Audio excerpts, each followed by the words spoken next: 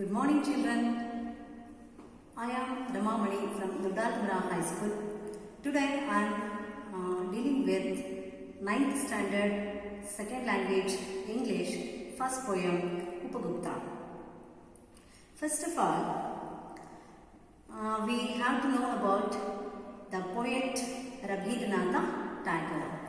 The poem Upagupta is written by Rabindranath Tagore.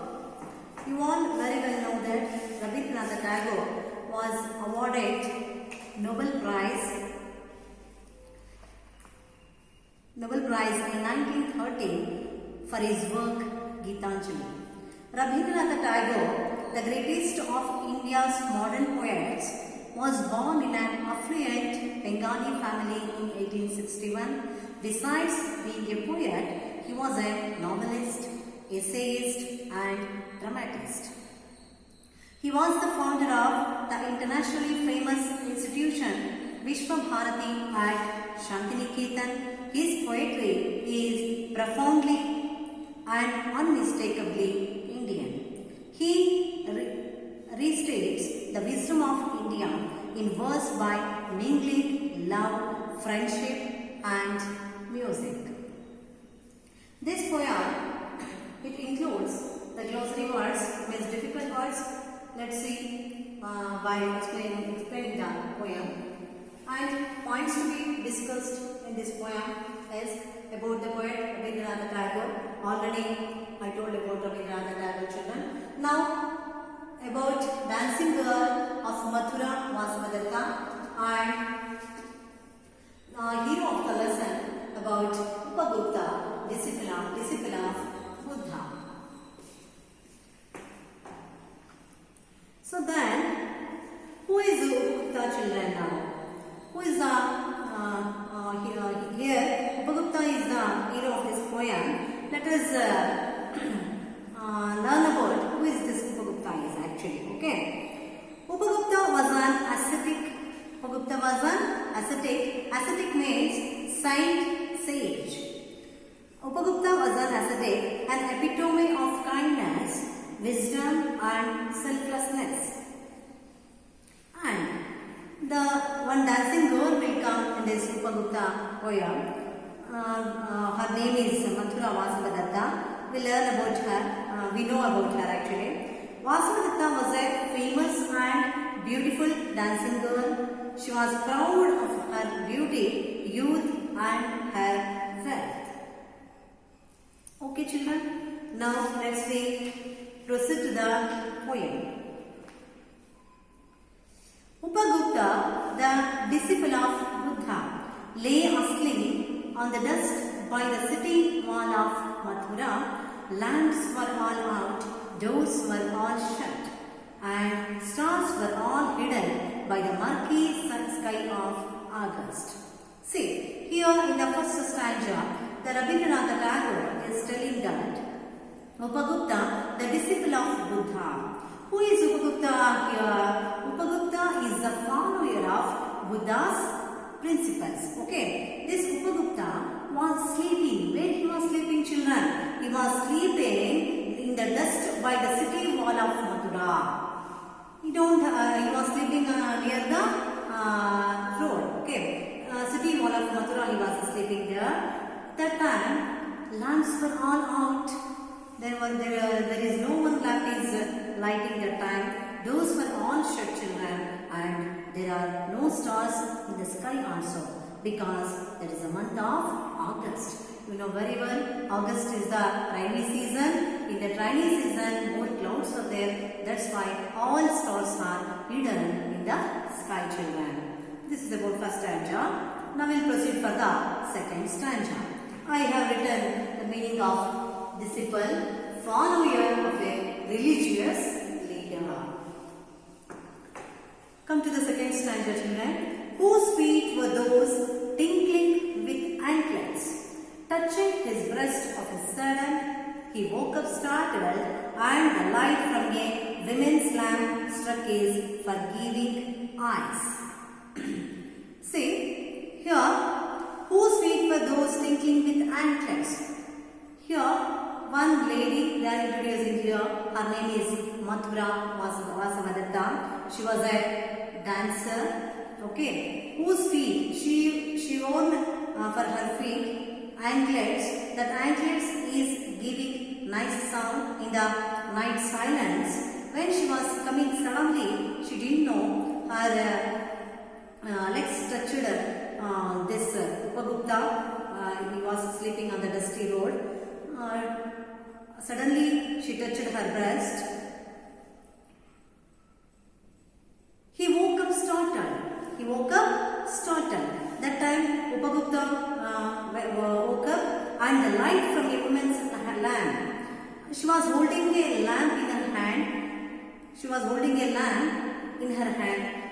From that lamp, she can identify he was an ascetic. Upagupta was sleeping there. She can identify, and she saw Upagupta's eyes. It was eyes like a forgiving eyes. If any mistakes, any sort of mistakes, if anyone do, it were the eyes like he will forgive everything like that, children. Okay. Here, one more word here in the second stanza it will come, that is tinkling. Tinkling means making a pleasant metallic sound. Pleasant metallic sound, children. Now we'll go for the third stanza. It was the dancing girl, starred, jealous, wearing a pale blue mantle, drunk with the wine of her youth. She lowered her lamp and saw the young face, austerely beautiful. Let's see, children, how nicely Rabindranath Tagore here explained. It was a dancing girl. Who was the girl then? She touched the Upagupta. She was a dancing girl. Stared with jewels. Stared means shining like stars. She wore so many jewels on her body. All the jewels are shining like a stars, children. Okay. And she was wearing a pale blue mantle. Her dress is what she wore in the dress is a little bit loose, and the dress color is blue, children.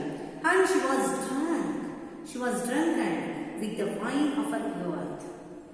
She was young and she was so beautiful. She drank more. She doesn't have any control about her body. That's why she is coming like that, and she touched Upagupta unexpectedly. She lowered her lamp. After touching, she sat down there itself, and she lowered her lamp and saw the young face. She saw the young face. That young face was none other than Upagupta, children. Austerely beautiful. In the dark night, in the lamp light, she saw that young face. She felt the Upagupta as a very beautiful person. Okay, come to the fourth stanza, children. Forgive me, young ascetic, said the woman, graciously come to my house. The dusty earth is a fit bed for you. The young ascetic answered, woman, go on your way. See, in this stanza, after what she committed mistake, she requested or she asked sorry to young ascetic, Upagupta. She said, graciously. Graciously means, your children, kindly. Graciously means kindly. Kindly, please forgive me. I didn't saw you when I am coming. Like that she requested, and she asked sorry to Upagupta. And she told, and she offered him, or she invited him to her house. She told that the dusty earth is not fit bed for you. The earth became very dusty. Please don't sleep here. You come to our house and you can take rest in our house. Like that she invited him. But what was the reply of Upagupta? Do you want to know, children? See what Upagupta will say. The young ascetic answered. The young ascetic answered, women, go on your way. Women, go on your way. Like that Upagupta replied, children. Come to the fifth stanza, children. When the time is right. And after that he again told, when the time is right, I will come to you. Suddenly, the black night showed its teeth in a flash of lightning. The storm growled from the corner of the sky, and the women trembled in fear of some unknown danger. See, Upagupta Upagupta replies to Mathura Vasavadatta. He told that when the time is right, when the time is required, when the time is needed, at that time I will come to you and I will meet you. Like that he replied, and like that he replied to Mathura Vasavadatta. Then Mathura Vasavadatta, then she simply went to her house. At that time, at the same time, the storm growled. The storm growled. A long, deep sound came in the sky. She felt fear. Mathura Vasavadatta felt she feared. After that, she trembled that something will happen, something danger will happen. That's why she moved off to her house. Next, come to one more stanza, children. A year has not yet passed. It was the evening of a day in April. In spring season, the branches of the wayside trees were full of blossom. Gay notes of the flute came floating in the warm spring air from afar. See, in this stanza, the poet Rabindranath Tagore wants to tell that still 1 year has not yet passed, year also not yet passed. What happened? Again the time has come to meet Upagupta and Mathura Vasavadatta. But the situation is totally changed, children. When they last time met, they both are very good at that time, physically as well as mentally. But this time, something has happened for Mathura Vasavadatta. Let's see what has happened to Mathura Vasavadatta, children. Okay. Actually, they both met in the August month. Now it has the April month. Just 8 months it has been passed. Within the 8 months, just within the 8 months, the condition became of Mathura Vasavadatta is totally bad, children. See, actually in the April month it's a spring season. You know very well, in the spring season means the new leaves will come. The trees all the trees will look like totally green. All the trees were in the green means we can see the bird sounds in the trees. The total environment is very beautiful to see, children. Okay, and the trees were full of blossom. Okay, it will give nice smelling also, flower smell and all. We can listen the flute music also on April months in the spring season. Okay, like this. After 8 months, what happened to then Mathura Vasavadatta? Let's see in the next stanza, children. Upagupta passed through the city gates and stood at the base of the rampart. Was that a woman lying at his feet in the shadow of the mango grove? Suddenly what happened? Upagupta shocked. He surprised. Is that the same woman? She was lying on the road. She was lying on the road like that. He was surprised, Upagupta. See, Upagupta passed through the city gates. He was passing through the city gates and stood it. Suddenly he stand there and he was on the base of the rampart. Suddenly he was stopped there in the town and he was observing one side.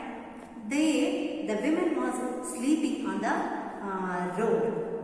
Okay, near the shadow of the mango grove. See, under the mango tree, one lady was sleeping in the dusty road, children. After seeing her, Upagupta felt very much surprised. What happened to her?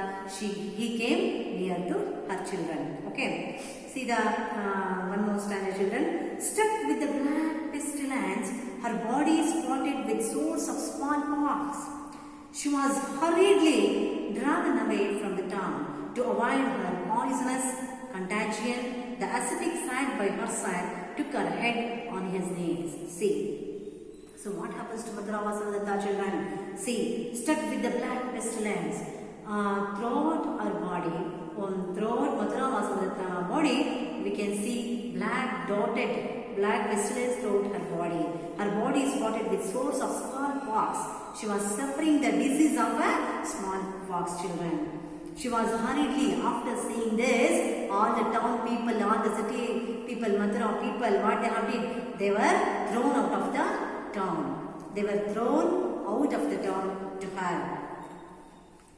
Why means? Because they want to avoid her poisonous contagion. to spread to other people. Therefore, they want to avoid that poisonous contagion to spread. Therefore, the city people, they removed her from the town children. At that time, nobody came to see her or nobody came forward to help her because she got a spreadable disease. Everybody get fear. At that time, see children, Upagupta, the disciple of Buddha, he came forward to help her. Once, just you remember children, before 8 months back only he told her that one fine day I am going to meet you when you really require me. Like that he told her. Now this is the time it came to meet her. That's why he came near to Mathura Vasavadatta. The ascetic sat by her side. The Upagupta sat near by her and he took her head on his knees. He took her head and he kept on his knees, and what he did next, let's see in the last stanza children. And moistened her lips with water and smeared her body with sandal balm. Who are you, merciful one? Asked the woman. The time at last has come to visit you, and I am here, replied the young ascetic. See what a beautiful line Rabindranath Tagore has written here, children. Our heart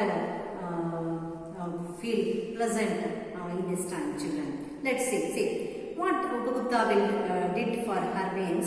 He moistened her lips with water. He put some water for her mouth and he smeared her body. He just touched her body with sandal balm. He applied some sandal balm to her body. All the black disturbance has gone at that time and she became awakened, and she asked Mathura Vasavadatta, she asked Upagupta that, who are you, merciful one? Who are you, man? Why are you helping to me? Why are you helping to me? Why are you showing kindness to me? Like that she asked to Upagupta. At that time, Upagupta, he replied to Mathura Vasavadatta that finally the time has come to meet you, Mathura Vasavadatta. Like that Upagupta replied, and he reminded past 8 months incident, and then he told that and he helped to came out from this poisonous contagion disease. Okay.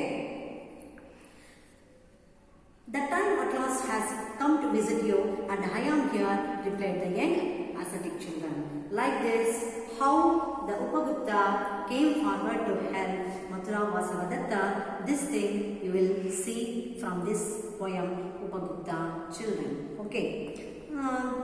See, so many words I have given in this poem, glossary words.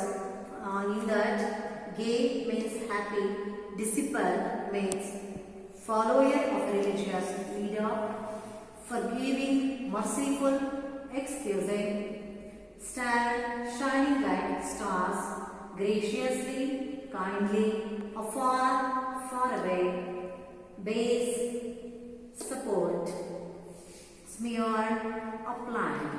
And then see which of the things it means we learn from this poem means, say about the poet Rabindranath Tagore. In the beginning itself, learn about this Rabindranath Tagore, and about dancing girl of Mathura Vasavadatta.